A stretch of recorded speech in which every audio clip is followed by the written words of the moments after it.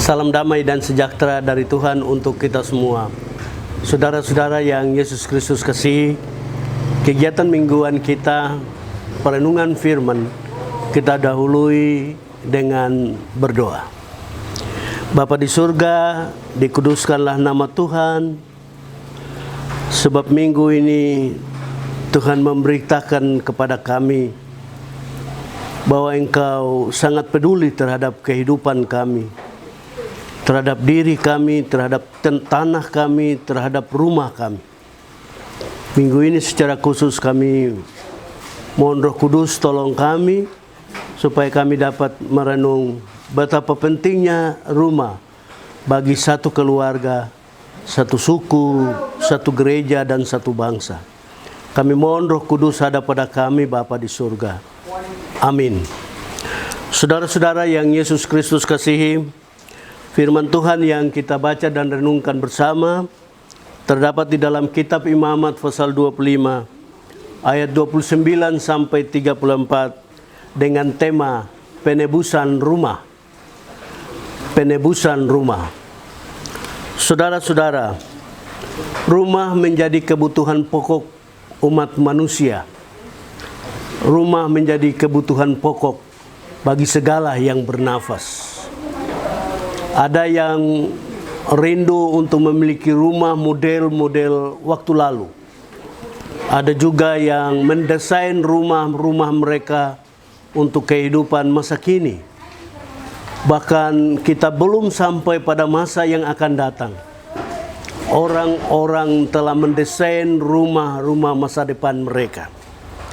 Kekasih Tuhan, itu berarti rumah begitu penting dalam kehidupan manusia. Rumah sangat memainkan peran yang penting. Di rumah seseorang bisa menemukan masa lalunya. Di rumah seseorang bisa mendapatkan masa sekarangnya. Dan di rumah seseorang, sekeluarga, suku, bangsa, dan gereja menemukan masa depannya. Dalam kitab Imamat pasal 25 ayat 29 sampai 34, Nabi Musa menyampaikan kabar tentang Tuhan menetapkan peraturan bagi kepemilikan dan penebusan tanah.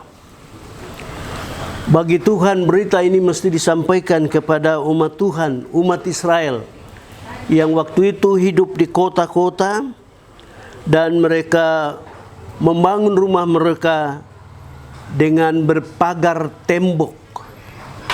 Rumah-rumah seperti itu di kota,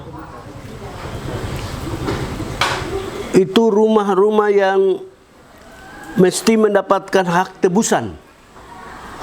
Jika tidak ditebus dalam 1 tahun, maka rumah itu menjadi hak dari pembeli. Sebaliknya, bisa saja rumah itu bertahan sampai pada tahun ke-50, baru rumah itu mendapatkan pembebasan. Lalu ada rumah-rumah di kampung-kampung, itu rumah-rumah yang dibangun tanpa ada tembok-tembok yang memagari rumah-rumah itu. Rumah-rumah ini memiliki hak tebusan. Dia seperti ladang. Dari rumah-rumah ini, jika tahun Yobel tiba, maka rumah-rumah di desa-desa itu dibebaskan dari pembelian oleh pihak-pihak yang lain.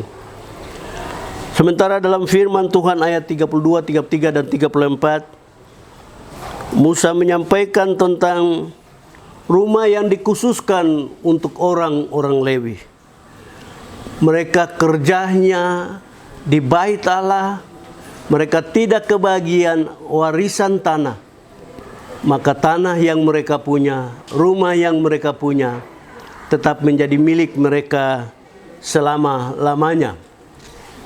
Saudara-saudara, dari firman Tuhan ini kita belajar bersama. Hari ini Tuhan menyediakan bagi kita rumah tidak hanya di dunia ini, tapi Tuhan menyediakan bagi kita juga rumah yang kekal, yang abadi di sorga. Tapi Tuhan butuh selama kita ada di dunia ini, mesti kita bangun rumah-rumah kita. Ada tembok atau tidak ada tembok, kita bangun itu di dalam kekuatan dan perlindungan Tuhan. Rumah sekarang bisa menjadi tawuran untuk satu masa depan yang pasti. Karena itu, rumah mempunyai perhatian yang penting.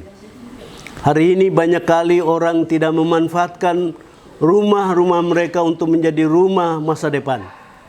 Terbukti di mana banyak sekali anak-anak, anggota keluarga yang terlantar, yang tidak mendapatkan perhatian karena tidak ada rumah-rumah bagi mereka.